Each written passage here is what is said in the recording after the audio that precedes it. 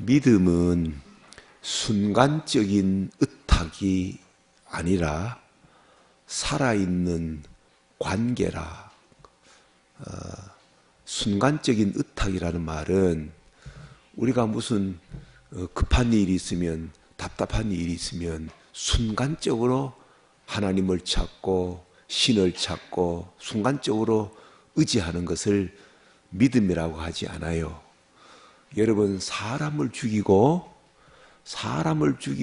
도망다니는 살인자도 기도한답니다. 예?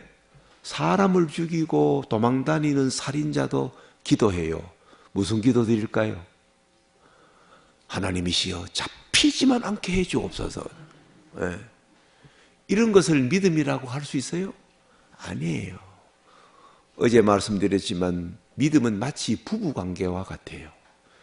결혼해서 함께 매일 매순간 관계를 맺으며 때로는 부대끼기도 하고 때로는 톡탁톡탁 싸우기도 하고 그러면서 또 자식 낳고 평생을 살아가는 것과 같아요. 하나님과 친구 관계가 되는 거예요. 그런데 우리가 믿음 생활하다 보면 언제나 믿음의 승리 후에 또 위기가 찾아와요. 우리의 인생은 언제나 이 포물선을 그려요. 좀 업될 때가 있고 다운될 때가 있고 업될 때가 있고 다운될 때가 있어요. 아브라함이 하란에서 15년 동안 믿음이 정체되어 있다가 그 아버지 데라가 죽는 그런 어떤 계기를 통해서 하나님의 음성이 들리고 다시 일어나 하나님이 지시하는 땅으로 믿음의 발걸음을 옮겼어요. 하나님께서 많은 약속도 해주셨어요. 내가 너에게 복을 주마. 너는 이제 복덩어리야. 너를 축복하는 자에게는 내가 복을 내리고 너를 저주하는 자에게는 내가 저주를 내릴 거야. 그리고 아브라함에게 네 한번 눈을 들어봐. 지금 너가 보고 있는 이 땅을 내가 너와 너 후손에게 주마. 지금은 가나안 족속들이 차지하고 살고 있는데 이 땅을 내가 너와 너 후손에게 주마. 그래 아브라함이 얼마나 믿음 생활이 어떻게 될까요? 업됐다고요. 그래서 몇 년을 그렇게 신앙생활 잘했는지 몰라요. 여러분 지금 창세기 12장에서 그 아브라함의 생애에는 100년 동안에 이루어진 일을 압축해 놓은 거예요. 그러니까 한 장과 한 장 사이에 10년, 20년의 간격이 있단 말이에요.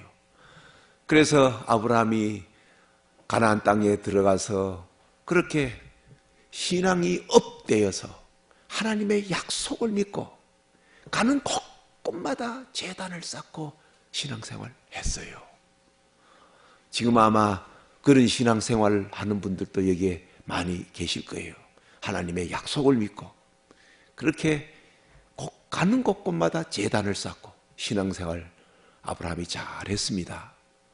얼마 동안 신앙생활 잘했는지 모르는데 아브라함이 점점 그 가나안 땅 깊은 남방까지 네게부라고, 남방이라는 말은 네게부라는 그 남방까지 들어가서 신앙생활을 했는데 갑자기 문제가 생겼어요. 그 땅에 기근이 찾아온 거예요.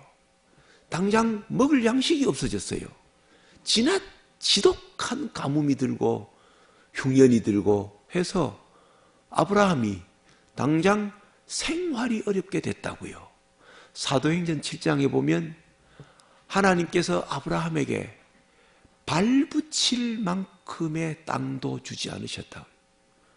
하나님이 말씀은 내가 이 땅을 너와 너의 후손에게 주마 약속하셨는데 현실적으로는 발붙일 만큼의 땅 한 평도 주지 않으셨단 말이에요. 그러나 그 약속을 믿고 수년 동안 신앙생활을 잘 했는데 갑자기 기근이 닥친 거예요.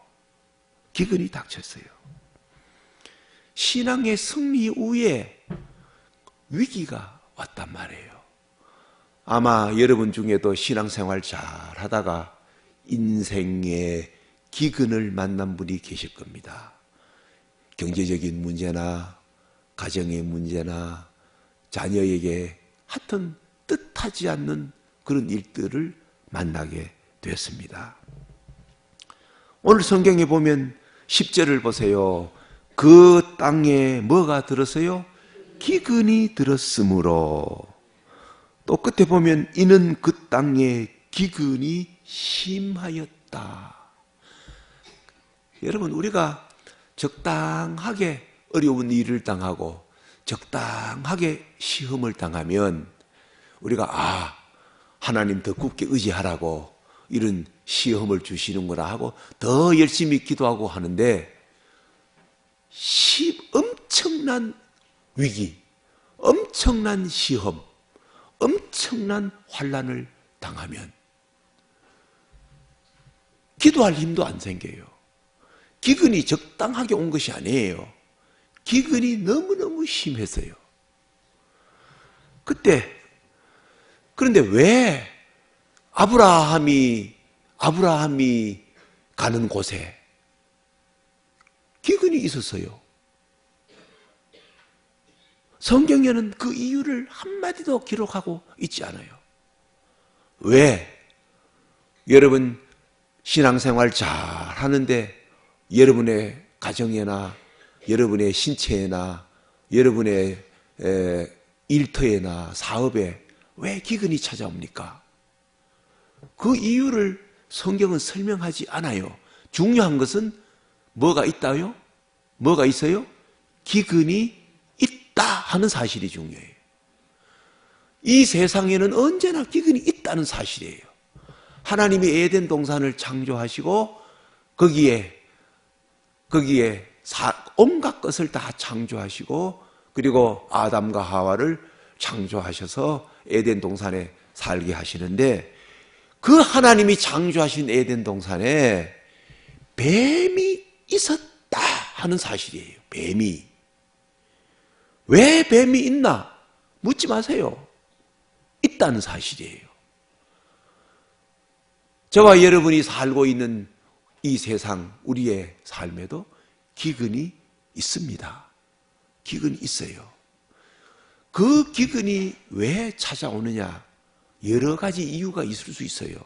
첫째는 자업자득이에요. 보통 저와 여러분이 실패를 하거나 어려운 일을 당하거나 환난을 당하는 것 가운데 그 이유를 찾아보면 자업자득이에요. 내가 그것을 만들었다고요. 내가 저질렀다고요. 여러분, 죄에는 언제나 벌이 따라요. 우리가 엉뚱한 짓을 자꾸 하면 하나님이 우리에게 벌 주실 필요가 없어요. 엉뚱한 짓 하는 그 안에 이미 뭐가 담겨 있어요? 벌이 담겨 있어요. 예를 들면 부부가 서로 날마다 싸우면 그 싸우는 부부 관계에는 행복이 없어요. 불행해요. 하나님이 불행을 주는 게 아니에요. 자업자득이에요.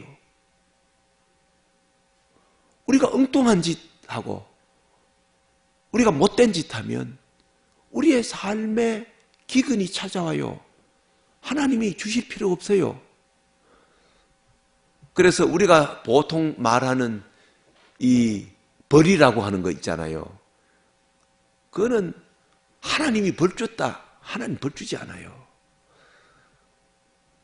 우리가 범죄하고 악을 행하면 저를 따르세요. 하나님도 어쩔 수 없다. 우리가 죄를 짓고 엉뚱한 짓 하면 우리 스스로가 하나님의 불가피성에 뛰어드는 거예요. 하나님도 어쩔 수 없는 가운데로 그런 형벌로 뛰어드는 거예요. 하나님께서 아담과 하와에게 너 다른 것 다 네 마음대로 하지만은 동산 중앙에 있는 이 선악을 알게 하는 나무의 열매는 따먹지 마. 따먹으면 죽어. 그거 따먹으면 나도 어쩔 수 없어. 그런데 아담과 하와가 따먹었어요. 따먹었을 때 하나님께서 연놈 내가 너 벌 주겠다고. 아니에요.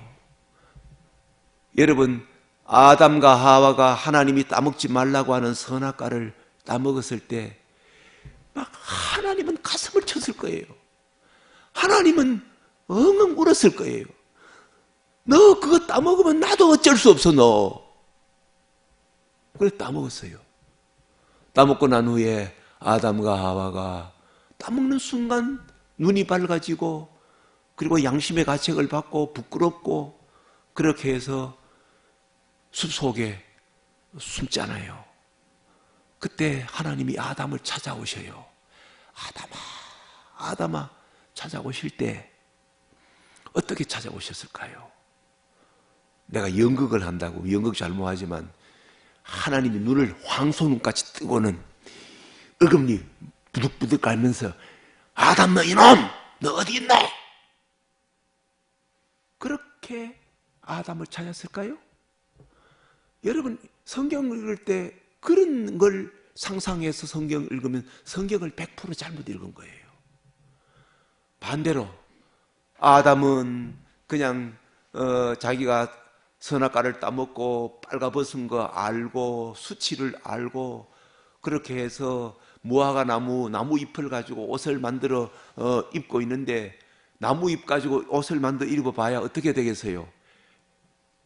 햇볕이 쫙 비쳐버리면 그냥 금방 말라가지고 그 나무 잎이 또르르 말려 올라가 버리니까 또 그 부끄러운 게 또 드러나고 그렇게 해서 막 숨어 있는데 그때 하나님께서 햇볕이 쨍쨍 내리쬐일 때 아담 하와를 찾아오지 아니하시고 해가 넘어갈 때 서늘할 때 그때 하나님께서 아담에게 찾아오실 때 어떻게 찾아왔겠어요? 한번 상상해 보세요. 아담아 네가 어디 있나? 하고 할 때 여러분 하나님의 두 눈에서는 눈물이 뚝뚝뚝뚝뚝 떨어지는 것을 연상해야 참 하나님의 마음을 알아요.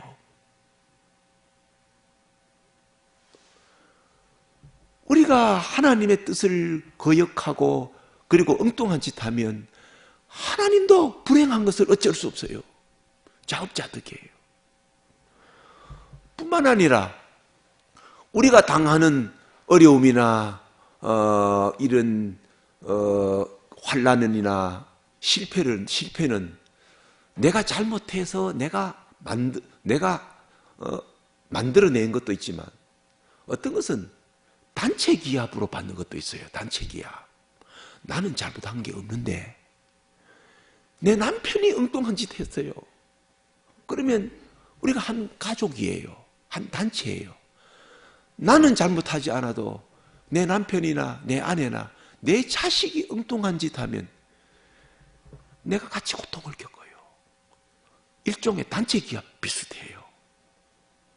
그러므로 나는 나를 위해서도 우리가 하나님의 뜻대로 살아야 되지만은 내 가족이나 내 자식을 위해서도 참 우리가 조심해서 살아야 돼요. 안 그러면 단체 기합 받아요. 군대에 가면 내 잘못하지 않아도 내 다른 전우가 잘못하면요 똑같이 단체 기합 받아요. 왜요? 우리가 한 가족이기 때문에 한 공동체이기 때문이에요. 만약에 이 보강 중앙교회에 어떤 교인이 예를 들면 장로님이나 어떤 권사님이나 이런 몇 분들이 엉뚱한 짓 하면요 온 보강교회 성도들이 다 고통을 당해요. 왜요? 한 가족이기 때문이에요. 조심해야 된다고요. 또 하나는 우리에게 기근이 있는 것은 때로는 훈련이 목적일 경우가 있어요. 우리를 훈련해서 연단해서 더 훌륭한 그런 우리의 삶으로 우리를 훈련시키는 목적이 있어요. 훈련시키는 목적. 그뿐만 아니라 우리의 당하는 어떤 고통이나 아픔은 대속적인 고통일 수 있어요. 예를 들면 자식이 당해야 할 그런 고통을 어머니 아버지가 대신 할 수 있어요. 여러분 자식 키우면서 그 자식을 위하여 뭐 자식 흘리는 눈물이나 자식 위하여 고생하고 하는 것들은 알고 보면 대속적인 그런 고통이에요. 무슨 이유인지 모르지만 갑자기 아브라함이 있는 곳에 엄청난 기근이 찾아왔어요. 기근이 찾아왔어요. 왜 기근이 찾아왔을까? 그 이유를 성경은 설명하지 않아요. 이 말은 지금 여러분이 인생의 기근을 당하거나 어려운 일을 당하거나 그리고 실패나 아픔을 겪고 있는 그 이유가 다 다르다 그 뜻이에요. 그러니까 한 가지 이유로만 설명하지 않는다는 거예요. 이스라엘 백성들이 애굽에서 구원을 받았잖아요. 그 노예 생활에서 구원을 받았어요. 구원을 받고 이스라엘 백성들이 약속의 땅 가나안 땅까지 똑바른 길로 바닷길로 똑바로 가면요, 빨리 가면 닷새 만에 가나안 복지에 갈 수 있어요. 노인들이 걸어가도 일주일 내지 열흘이면 애굽에서 저 가나안 땅까지 열흘이면 갈 수 있어요. 그런데 하나님께서는 이스라엘 백성을 어떻게 해요? 광야의 길로 빙빙 둘러서 몇 년 걸렸어요? 40년 걸렸어요. 닷새만 빨리 가는 젊은 사람 같으면 닷새, 천천히 가는 노인 같으면 열흘만 가도 갈 수 있는 길을 40년 동안 광야를 빙빙 둘러서 가나안 땅에 들어가게 하셨어요. 왜 그럴까요? 이스라엘 백성이 애굽에서 탈출해 나왔지만, 해방은 받았지만 그들의 뼛속 깊이, 그들의 사고방식, 그들의 가치관, 그들의 생활 방식은 철저하게 아직도 애굽 생활에 젖어 있어요. 그 애굽 생활에 젖어 있던 이스라엘 백성들이 닷새 만에, 열흘 만에 가나안 복지에 들어간다고 해서 그들이 복된 생활을 할 수 있느냐? 할 수 없어요. 그래서 하나님은 이스라엘 백성을 40년 동안 광야의 길을 걷게 하면서 그 애굽 생활에 젖은 삶의 방식, 애굽 생활에 애굽의 그 가치관, 그 세상적인 그런 삶의 방식을 40년 광야 생활하면서 하나하나 깨트리고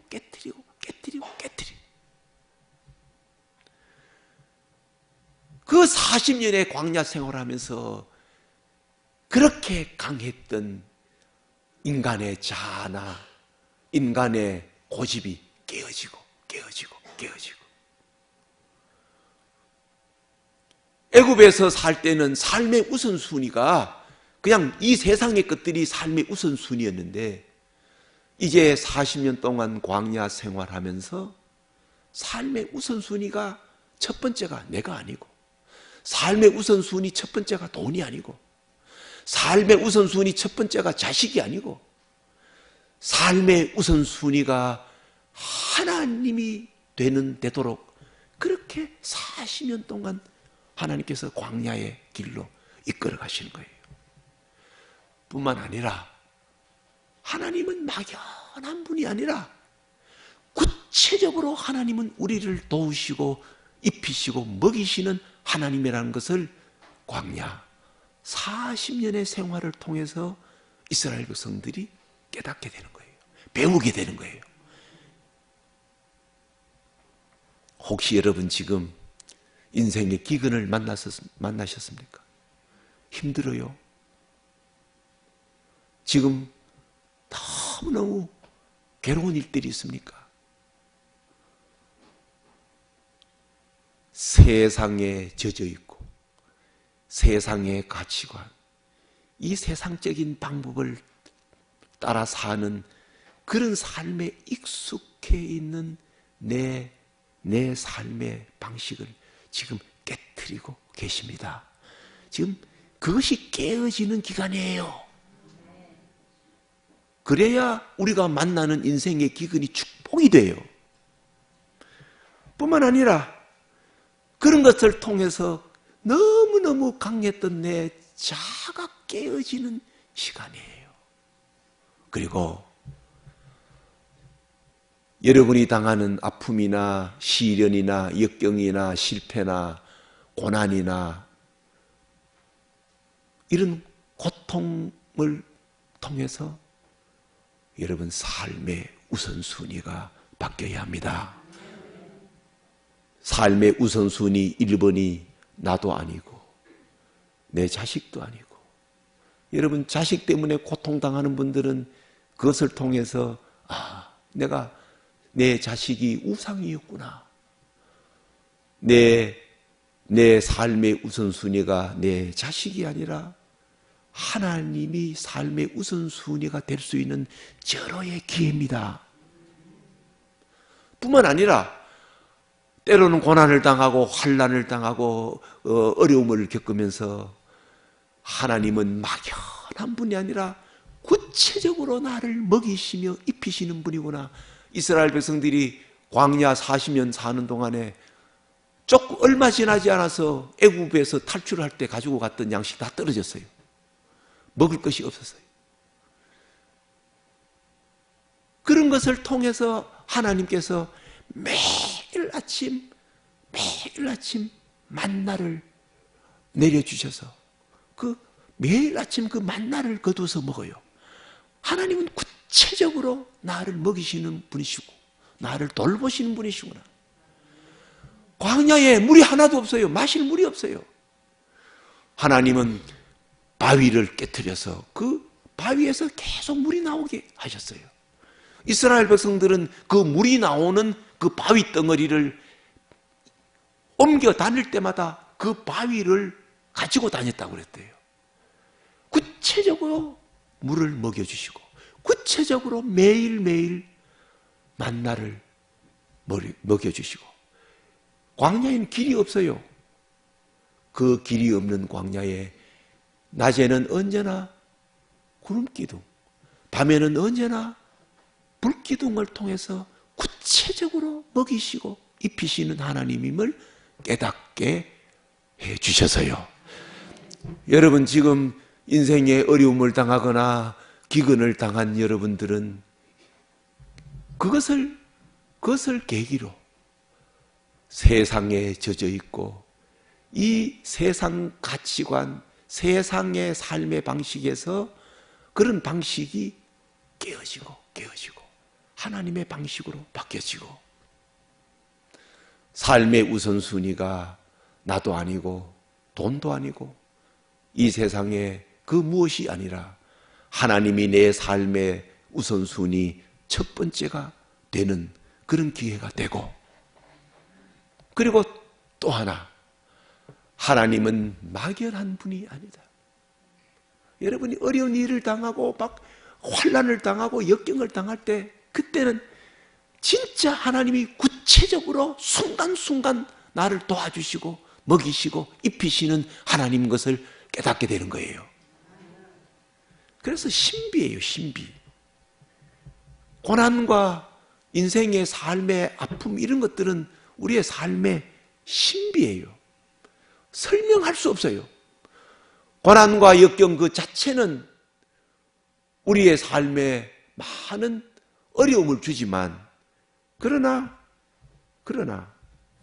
그것을 통해서 하나님은 구체적으로 우리를 먹이시고 입히신다. 저를 따라하세요. 고난은 마이너스 축복이다. 말이 좀 재미있지 않아요? 고난이 뭐라고요?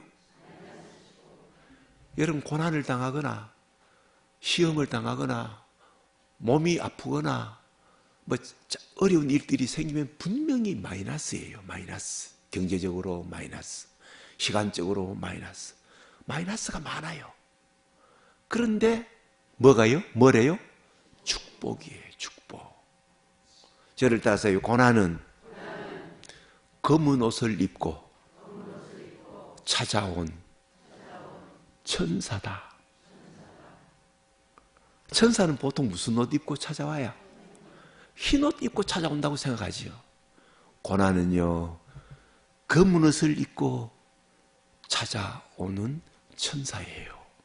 천사예요. 두려워요. 검은 옷을 입고 찾아오니까 두려워요. 그러나 천사예요. 천사. 천사예요. 어제도 그런 말씀을 드렸습니다만 그 붕어 있잖아요. 특히 금붕어들. 이런 붕어는 그 어항에 넣어놓고 산소 적당하게 산소를 공급하고 그리고 먹을 것 주고 그때마다 먹이를 주고 물 온도를 똑같이 살기 좋게 물 온도 계속 똑같이 유지하고 산소 계속 공급해주고 그리고 먹이를 언제나 공급해주면 1년에 알을 보통 3,000개 낳는데요. 3,000개. 1년 동안 낳는 알이. 그런데 그 붕어, 그 금붕어나 이 붕어를 야생 상태에 그렇게 기르면 그 야생 상태 봄 있고 여름 있고 가을 있죠. 여름은 덥지요. 겨울은 추워서 꽁꽁 얼지요. 먹이가 제대로 있습니까? 그런데 그것도 야생 상태에서 연못이나 이런 데서는 뭐가 있어요? 육식성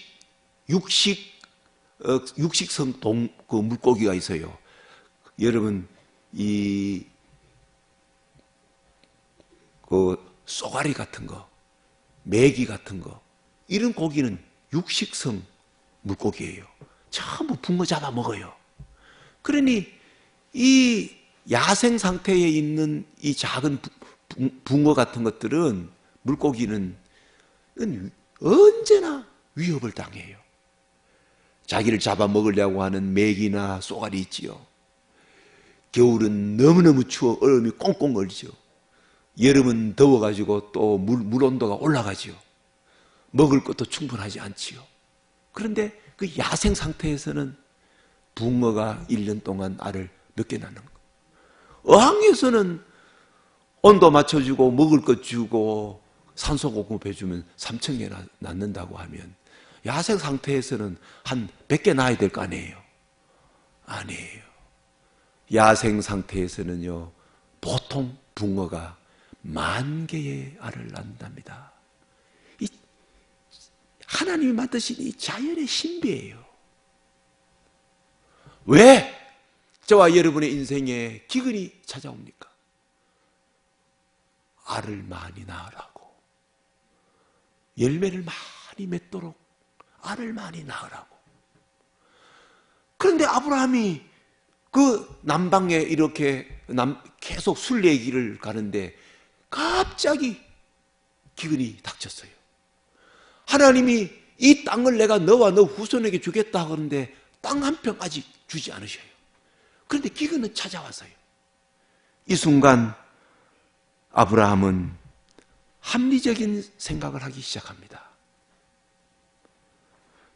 기근이 찾아오니까 두려움이 생겼어요. 회의가 생겼어요. 왜 내가 하나님을 이렇게 섬기고 하나님 말씀 따라서 하는데 나에게 기근이 올까? 회의가 생겼어요. 이러다가 굶어 죽으면 어떻게 할까? 두려움이 생겼어요. 그리고 자기 연민에 빠지게 된 거예요. 아이고, 하나님 믿고 약속을 믿고 신앙생활 해봐야 이거 별 게 없구나. 하나님의 약속이 혹시 이거 괜히 날 거짓이 아닌가? 괜히 빈말로 하시는 게 아닌가? 이런 회의가 생기겠어요. 여러분, 고난이나 아픔이나 시험을 당하면 우리가 두려워요. 이러다가 내가 어떻게 될까? 두 번째, 회의가 생겨요. 왜? 하나님은 나를 사랑하신다는데 나에게 복 주신다 그랬는데 왜 이런 일이 벌어질까? 자기 연민에 빠져요. 신앙생활 열심히 해봐야 별 게 없구나. 내 친구들은 믿음 생활하지 않고 지멋대로 살아도 제일 잘 되는데 자기 연민에 빠져요. 그러면 스스로 자기 꾀에 빠지게 돼요. 자기 꾀에 빠지게 돼요. 그래서 아브라함은 즉각적으로 어떻게 해요? 그래, 애굽으로 가자. 애굽에 가면 거기는 양식이 많고 그 나일강 물을 끌어들여서 이미 댐을 만들고 옥토를 만들어서 이 애굽에는 먹을 양식이 너무너무 많은 거예요. 그래서 애굽으로 가자. 합리적으로 생각해요. 인간적으로 생각해요. 그래서 아브라함이 가족을 데리고 전부 애굽으로 갔어요. 그런데 가서 당장 굶주림은 해결했는지 모르지만 가서부터 문제가 생기는 거예요. 어제 잠깐 말씀드렸지만 아브라함의 아내가 절세의 미인이라 들어가는 순간 아브라함은 두려움이 생긴 거예요. 또 내 아내가 너무 예쁜데 사람이 날 죽이고 내 아내 뺏어가면 어떻게 할까 두려워요. 또 아브라함은 꾀를 써요. 아내에게 여보 당신 내 아내라고 그러지 말고 내가 당신 아내라고 하지 않고 동생이라 할게. 당신을 내가 아내라 그러면 사람들 날 죽이고 당신 뺏어갈 거야. 그게 또 아브라함의 아내 사라는 아주 여성적인 그런 여성다운 여성이라 당신 이제 내 아내가 아니고 너희 동생이라 할게 하니까 아브라함의 아내가 예 하고 그렇게 답했을 거 아니에요. 잘 맞췄어요. 근데 아니나 다를까 가는 곳곳마다 이야 어떻게 저렇게 절세의 미녀가 있을까? 사람이 다 입을 떼는 거예요. 이 소문이 바로 왕에게까지 갔어요. 바로 왕도 탐이 나기 시작한 거예요. 그래서 아브라함을 불러서 네 누구냐? 그러니까 이 여자가 제 여동생입니다. 그래? 오냐 고맙다 하고는 바로 왕이 아브라함에게 소도 주고 나귀도 주고 먹을 양식도 많이 주고는 아브라함의 아내 사라는 빼앗아가 버렸어요. 아내가 아니니까. 아브라함은 가장 귀한 마누라는 뺏기고 바로 왕이 주는 그 곡식, 바로 왕이 주는 부스러기 축복, 세상이 주는 그 천한 거, 그 양, 소, 나귀 그런 거 가지고 있는 거예요. 한번 상상해 보세요. 아내는 바로에게 빼앗기고 지는 바로가 주는 그 부스러기 그거 지금 가지고 바로가 주는 그 양식 먹고 있는 거예요. 혹시 아브라함의 이 모습이 지금 여러분과 저의 삶의 모습이 아닙니까? 가장 귀한 것은 세상에 뺏기고 세상이 주는 그 부스러기 축복들 그 돈 몇 푼 그 이 세상의 그 천박한 그런 것들 그거 붙들고 지금 우리가 살고 있지 않습니까? 하나님의 복을 누리고 생명의 복을 누리고 참으로 복덩어리로 살아야 할 우리가 바로 왕이 주는 복, 세상이 주는 그 복, 그거 붙들고 있는 거예요. 하나님이 이때 개입하십니다. 하나님이 이때 개입하셨어요. 사라를 데리고 간 그 바로 밤에 하나님께서 바로에게 나타나셨어요. 어떤 형태로 나타나시는지 몰라요. 하나님께서 바로에게 바로야 그 여인에게 손대지 말아라. 손대면 너 죽는다. 너 죽인다 내가. 하나님은 이렇게 의로운 분이에요. 우리는 엉뚱한 짓 하는데 하나님은 그래도 우리를 똑같이 대우해 주십니다. 마누라를 빼앗기고 그냥 바로가 주는 부스러기 축복 안고 있던 이 아브라함이 하나님의 은혜로 아내를 다시 되찾게 되었어요. 그리고는 한번 혼이 났거든요. 정신이 바짝 든 거예요. 그래서 아이 뜨거워라, 아이 뜨거워라 하고는 그 애굽에서 뛰쳐나갔대요. 뛰쳐나갔대요. 그래서 어디로 갔습니까? 13장 1절부터 보겠습니다. 13장 1절 같이 읽습니다. 시작. 아브라함이 애굽에서 그와 그의 아내와 모든 소유와 롯과 함께 네겝으로 올라가니 되었습니다. 거기에 네겝 하는 곳이 있죠. 네겝. 그 네겝가 12장 9절 점점 남방으로 옮겨갔더라 할 때 그 남방으로 옮겨갔던 그곳이 네겝이에요. 그 네겝가 어디예요? 아브라함이 기근을 만났던 곳이에요. 기근을 만나서 그만 그 네겝에서 어디로 가버렸어요? 애굽으로 가버렸어요. 아브라함이 길을 잃었던 장소예요. 길을 잃었던 장소. 그 네겝에 올라갔습니다. 내가 어디서 길을 잃었는가? 여러분 혹시 지금 믿음을 잃어버렸으면 내가 언제 어디에서 내가 믿음의 길을 떠났던가? 길을 잃었던 장소, 그 장소를 한번 찾아가 봐야 돼요. 아브라함이 네겝에 갔어요. 내가 이 네겝에서 길을 잃었구나. 내가 이 네겝에서 하나님의 약속이 희미해져 버렸고, 그래서 인간적인 방법으로, 세상적인 방법으로 내가 애굽으로 가버렸구나. 그 네겝에 올라갔습니다. 그리고는 정신을 바짝 차리고 2절, 3절, 4절 같이 읽어요. 시작. 아브라함에게 가축과 은과 금이 풍부하였더라. 그가 네겝에서부터 길을 떠나 베델에 이르며 베델과 아이 사이 곧 전에 장막 쳤던 곳에 이르니 그가 처음으로 제단을 쌓은 곳이라. 그가 거기서 여호와의 이름을 불렀더라. 아브라함이 하란에서 15년 동안 영적인 침체 상태에서 아버지의 죽는 사건을 경험하면서 다시 믿음을 회복해서 하나님이 약속해 주신 지시하신 땅으로 가나안 땅에 탁 들어가서 처음 제단을 쌓고 하나님 하면서 하나님의 이름을 불렀던 그곳에 한 5년, 10년, 몇 년 동안 또 신앙생활 잘하다가 다시 애굽에 가서 신앙의 큰 실패를 경험하고 하나님의 은혜로 거기서 다시 뛰쳐나와 처음 하나님께 제단을 쌓았던 그곳에 와서 다시 제단을 쌓고 여호와의 이름을 불렀더라. 그때 여호와 하나님의 이름을 부르면서 그 아브라함의 그 하나님의 이름을 불렀던 아브라함의 모습을 한번 연상해 보세요. 그냥 그냥 불렀겠어요.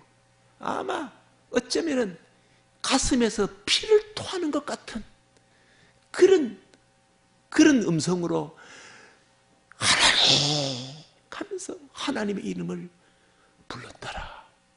다시 믿음을 회복했단 말이에요. 다시 하나님과의 이 친구 관계를 다시 회복했다는 거예요. 우리가 친구 여러분 사귀고 살면서도 보면 아무리 친한 친구라도 어떨 때는 조금 멀어졌다가 또 가까워졌다가 어떤 때는 또 1년, 2년 소식 끊었다가 다시 또 친해지듯이 하나님과의 우리의 그 영적인 하나님과의 이 친구 관계도 자주 그런 일들이 벌어진다는 거예요. 아브라함은 애굽에서 잃어버렸던 그 하나님과의 그 뜨거운 관계를 애굽에서 큰 실패를 거울로 삼아 처음 첫사랑의 장소로 돌아와서 하나님께 제단을 쌓고 하나님의 이름을 불렀다. 여러분 혹시 아무리 사랑했던 처녀 총각이 뜨겁게 사랑해서 결혼을 해서 그렇게 신혼생활 그렇게 사랑하고 살다가도 또 얼마 지나면 부부 사이도 서로 좀 소원해질 때가 있어요. 때로는 냉각기가 있어요. 어느 날 보면 막 그렇게 사랑스러웠던 아내가 그렇게 못생길 수가 없어요. 꼴도 보기 싫을 때가 있어요. 그렇게 멋있고 좋았던 남편이 이거 어떻게 저런 짐승 같은 저런 인간이 있을까 싶을 때가 있어요. 다 위기예요. 그때는 어떻게 하면 좋을까요? 처음 사랑을 나누었던 첫사랑의 장소, 무릎을 꿇고 사랑을 고백했던 그 장소, 그 장소에 찾아가서 거기서 그 첫사랑을 회복해야 되는 것과 똑같아요.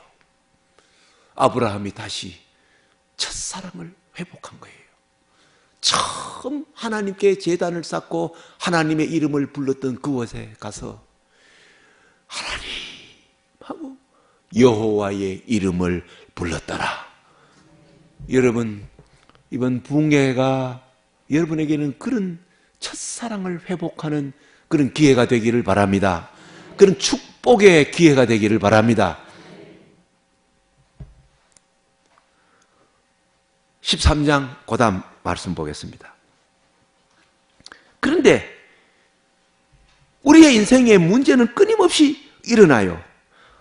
그런데 아브라함은 애굽에서 실패했던 그 실패를 경험으로 해서 다시 믿음을 회복했어요. 신앙생활을 다시 회복했어요. 그러면서 아브라함은 뭐가 생겼어요? 저항력이, 항체가 생겼어요. 여러분, 잔병을 많이 앓는 사람이지요. 자주 감기하고 자주 몸살하고 자주 뭐 이런 자잘한 병 자주 앓는 사람. 이건 제 얘기가 아니에요. 잔병을 자주 앓는 사람은 암에 걸리지 않는다. 이건 정확한 그 과학적인 그런 보고예요. 독일 괴팅겐 대학의 그 의학팀이 잔병을 앓는 사람들과 그리고 큰 병을 앓는 사람을 비교해 보았더니 잔병을 자주 앓는 사람은 큰 병을 앓지 않더래요. 암이 걸리지 않더래요. 그 발표가 됐대요. 우리나라 옛날 말도 그러지요. 골골 얼마를 살아요? 80을 살아요. 제가 삼덕교회 갔을 때 힘자랑하고 그때만 해도 40년 전이니까 그때도 교회에서 뭐 이렇게 친목회 하면 먹기 내기를 잘하더라고. 먹기 내기. 그래서 먹기 내기 1등 하는 사람들, 막 힘 있는 사람들 다 죽었어요. 하나도 없이 다 죽었대요.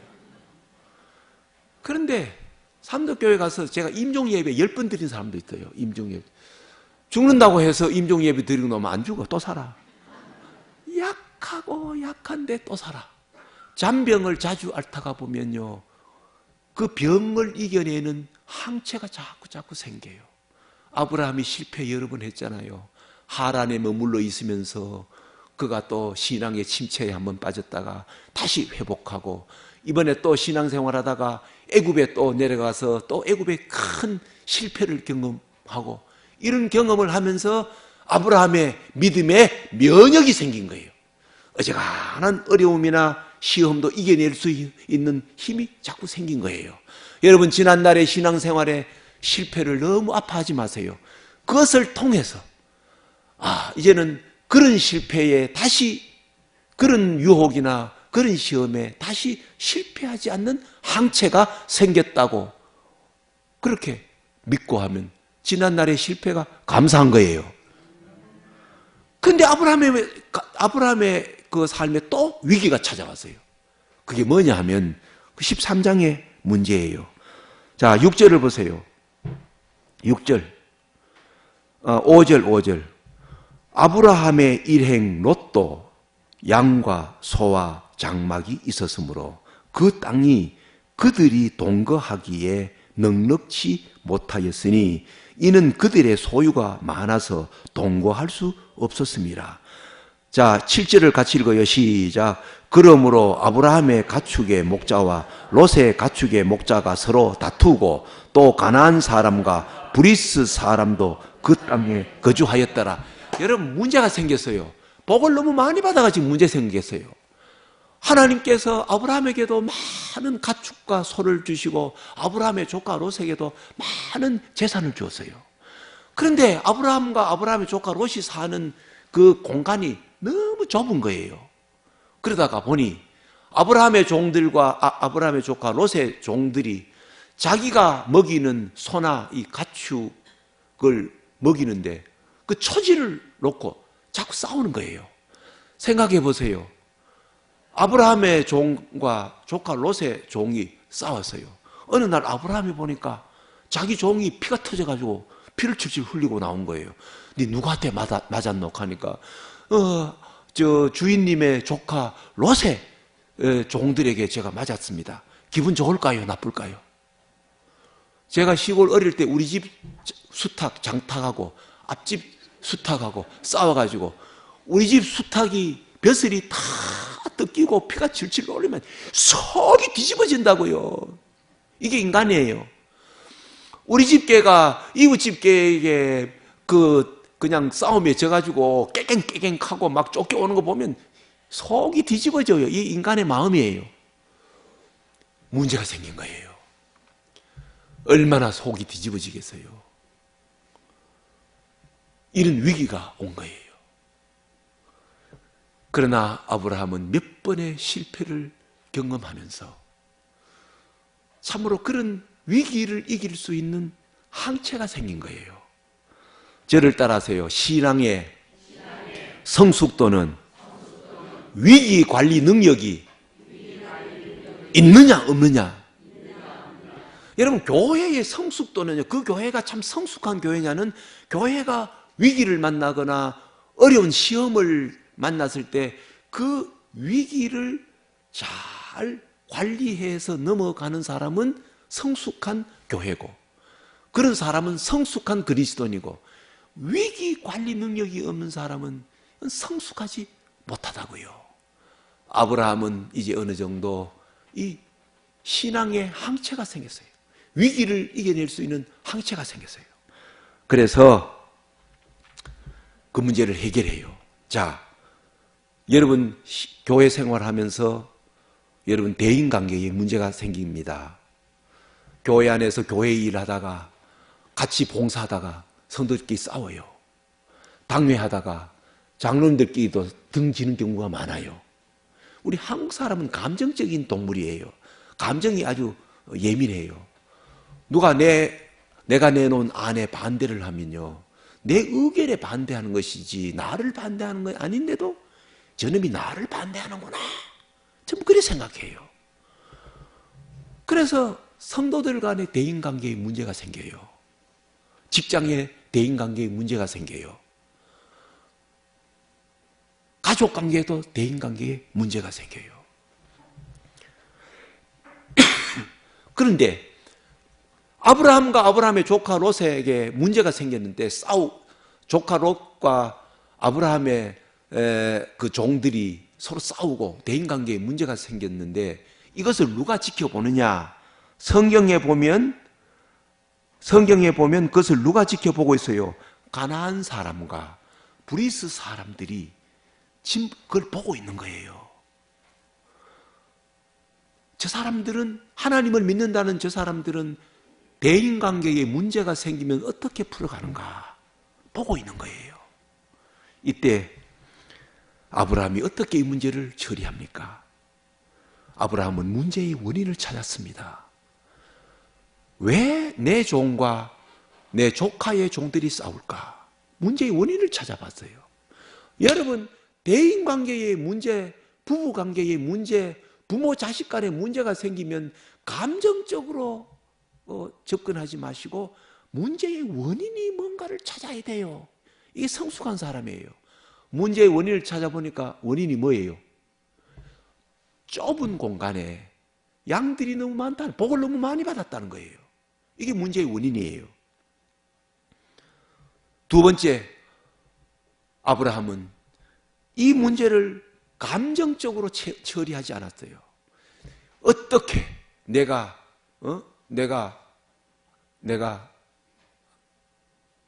아젠데, 우리말로 하면 내가 삼촌인데, 저놈은 내 조카인데, 어떻게 내 조카가 삼촌에게 그럴 수 있나? 내 어떻게 아브라함의 내 종들을, 내 조카의 종들이 때릴 수 있나? 이런 식으로 감정으로 처리하지 않았대요. 우리는 대부분 무슨 문제가 생기면 전부 감정으로 처리해요. 네가 그럴 수 있나? 내가 너보다는 나이가 많은데 네가 그럴 수 있나? 아니에요. 문제의 원인을 발견하고 감정을 따라 처리하지 않았대요. 그리고는 원칙을 따라 처리하는 거예요. 원칙. 아브라함이 어떤 원칙을 정했어요? 조카 롯을 불렀어요. 조카 롯을 불러가지고는 원칙을 정했어요. 8절 같이 읽어요. 8절. 시작. 아브라함이 롯에게 이르되 우리는 한 친족이라 너나 나나 너나 내 목자나 내 목자나 서로 다투게 하지 말자. 원칙을 정했어요. 아브라함이 조카 롯을 불렀어요. 너하고 내하고는 친족이다. 나는 너의 삼촌이고 넌 내 조카다. 한 가족이다. 싸우지 말자. 다투지 말자. 나도 싸우지 말고 내 종이나 너희 종들도 서로 다투지 말자. 원칙을 정했어요. 얼마나 위대합니까? 아브라함이 얼마나 성장했습니까?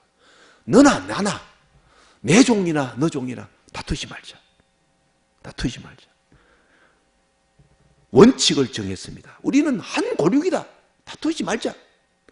여러분이 교회 생활을 할 때 여기에도 수백 명의 교인들이 서로 교회 생활하면 갈등이 생겨요. 부부 간에도 갈등이 생겨요. 그러나 우리 다투지 말자. 당신은 내 남편이고 나는 당신의 아내인데 왜 원수같이 싸우지 말자. 다투지 말자. 원칙을 정했대요. 그리고는 현실을 인정했습니다. 너무 좁은 곳에 우리가 이렇게 모여 있으니까 장소가 너무 비좁으니까 싸울 수밖에 없다. 그리고는 아브라함이 조카 롯에게 롯아, 네가 한번 눈을 들어봐라. 이 넓은 곳에 왜 여기에서 같이 뽁닥뽁닥 모여서 싸우느냐? 네 한번 봐라. 네가 저 넓은 좋은 곳을 네가 선택해라. 네가 먼저 선택해라. 아브라함은 삼촌인데도 불구하고 연장자인데도 불구하고 자기에게 우선권이 있는데도 불구하고 자기의 기득권이나 우선권을 주장하지 아니하고 조카 롯에게 우선권을 주었어요. 네가 좋은 곳 선택해라. 그 말을 듣고 조카 롯이 눈을 들어 보았더니 그 소돔과 고모라가 멸망하기 전에 거기가 옥토였거든요. 푸른 풀이 많은 곳이었거든요. 아브라함의 조카 롯은 그곳을 선택하고 아브라함은 자기가 삼촌이고 자기가 연장자고 자기에게 권한이 있지만 자기가 모든 것을 양보하는 거예요. 저를 따라서요. 사랑에는 넓은 공간이 있다. 우리의 마음이 하나님과 크신 하나님과 친구 관계를 맺으면서 우리의 마음이 하나님의 사랑으로 이렇게 넓어지면 그 사랑에는 넓은 공간이 있어요. 우리가 사랑하려고 하면 이 세상도 가슴에 품을 수 있어요. 그러나 우리 가슴에 사랑이 떠나버리면요. 내 자식 하나 내 안에 내 품에 품을 수 없어요. 내 마음속에 사랑이 떠나버리면 하나님의 사랑이 떠나버리면 내 안에도 내 품에 들어올 수 없어요. 바늘 하나 내 가슴에 들어올 수 없어요. 그렇게 좁아져요. 혹시 여러분 마음이 좁아지지 않았습니까? 가슴이 좁아지지 않았습니까? 시달리다가 좁아지고 해서 내 자식 하나 품을 수 없고, 내 아내, 내 남편 하나 품을 수 없고, 교회에서 그냥 그거 얼마든지 내가 이렇게 안을 수 있는 것도 안지 못하고, 품지 못하고, 용납하지 못하고, 따지고, 싸우고, 삐뚤어지고, 그렇게 인간관계가 문제가 생기지 않았습니까? 저를 따라서요, 사랑은 힘과 반비례한다. 사랑은 뭐와 반비례해요? 사랑하면 할수록 힘을 안 써요. 아내를 사랑하면 사랑할수록 아내를 부겁해듯이 안 팬다고요. 사랑은 힘을 쓰지 않아요. 사랑하면 사랑할수록 힘을 쓰지 않아요. 저를 따라서요, 사랑은 힘을 쓰지 않는다. 여러분의 가정은요, 힘쓰는 곳이 아니에요. 힘 빼는 곳이에요. 세상에 나가서는 여러분 유능한 기업이 사업가로, 학교에 가면 선생님으로, 세상에 나가면 사장으로, 뭐 그렇게 그 능력을 나타내지만 집에 탁 들어오면 힘을 쓰지 않는 아버지가 진짜 아버지예요. 그런데 세상에 나가서는 지죽은 듯이 바보같이 뒤전에 힘 안 쓰고 가만히 있다가 집에 들어와서 마누라에게 힘쓰고 자식에게 힘쓴 그 인간입니까? 교회라고 하는 공동체는 힘쓰는 곳이 아니에요. 힘 빼는 곳이에요. 세상에서는 우리가 유능하게 수많은 사람을 거느리기도 하고 하지만 이 하나님의 교회에 들어오면 무능한 교인이 돼야 돼요. 저를 따라서 교회에서는 무능한 교인이 되자. 세상에서는 능력으로 힘을 가지고 살지만은 하나님의 교회에 오면 마치 무능한 사람같이 그냥 다른 사람 뒤치다거리나 하고, 어린 아이들 그냥 교회 학교 막 벗어 던져놓은 거 그거 주워서 가다 건져놓고, 아주 힘들고 어려운 사람 오면 그거 그냥 이렇게 받들고 무능한 사람이 되는 거예요. 하나님은 전능하신 분이에요. 그러나 전능하신 하나님은 어떻게 전능을 나타내시느냐? 저를 따라서요, 사랑의 무능함 속에 하나님은 전능하시다. 하나님은 전능하신데 거의 힘을 안 써요. 만약에 하나님이 전능하신 하나님이어서 힘을 막 쓰기 시작했으면 여러분 조금 하나님께 잘못하고 우리가 하나님 엉뚱한 짓 하고 대적했을 때 그때마다 하나님이 힘을 써서 그때마다 벼락을 내리고 막 그냥 심판하셨으면 여러분과 저 벌써 다 죽었어요. 힘을 안 쓰셔요. 하나님은 전능하신 하나님이신데 무능함 속에, 십자가의 무능함 속에 하나님의 전능하심이 나타나요. 십자가에 달려 계신 예수님은 하나님이에요. 무능해요. 붙잡힐 때도 무능하게 붙잡혀요. 신문당하고 침뱉음당하고 십자가를 지고 골고다 언덕에 올라가실 때도 쓰러지고 넘어져 손에 못을 받고 발에 못을 받고 창절 찌를 때도 한 번 힘을 쓰지 아니하고 무능하게 십자가에 달려 계셔요. 그런데 그 예수 그리스도의 십자가의 무능함 속에 하나님의 전능하심이 나타나 그 십자가를 바라보는 자마다 죄에서 구원받고 죽었던 사람이 살고, 그리고 영원히 멸망해야 할 인간이 영생을 얻는 하나님의 전능하심이 예수 그리스도의 십자가의 무능함 속에 전능하심이 나타났습니다. 아브라함 삼촌이요, 나이 많아, 우선권이 있어요. 힘을 얼마든지 쓸 수 있어요. 조카 롯을 나무라고 그냥 내리칠 수 있어요. 그런데 무능한 아브라함이 되어 조카 롯에게 우선권을 줘요. 네가 우하면 내가 자하고 네가 자하면 내가 우할게. 그래서 마침내 아브라함은 조카 롯을 떠나보내요. 그래서 본토 아버지 집 마침내 친척까지 다 떠나보내고 진짜 하나님 앞에 단독자로 하나님을 섬기는 온전한 신앙인으로 그렇게 아브라함이 믿음의 길을 걸어가는 것입니다. 여러분들도 그런 신앙의 성수 아브라함과 같은 실패를 통해서 신앙이 이렇게 업그레이드 되는 축복을 여러분 누리시고 하나님과 깊은 관계 속에 여러분 안에도 하나님의 사랑이 담겨져서 이제는 옛날에 힘쓰던 사람이 힘을 쓰지 않고 자식에게나 성도들에게 어쩌면은 무능할 것 같을 만큼 힘을 쓰지 않고 하나님의 사랑을 전하는 하나님의 사람들 되시기를 바랍니다. 기도드리겠습니다. 아버지 하나님, 오늘 1시간 동안 긴 말씀을 나눴습니다. 이 말씀 가운데 단 한 말씀이라도 내 영혼에 내 가슴에 부딪혀 왔거든 그 말씀 굳게 붙들고 있던 자리에서 벌떡 일어나 믿음으로 다시 발걸음을 옮겨놓게 하여 주시옵소서.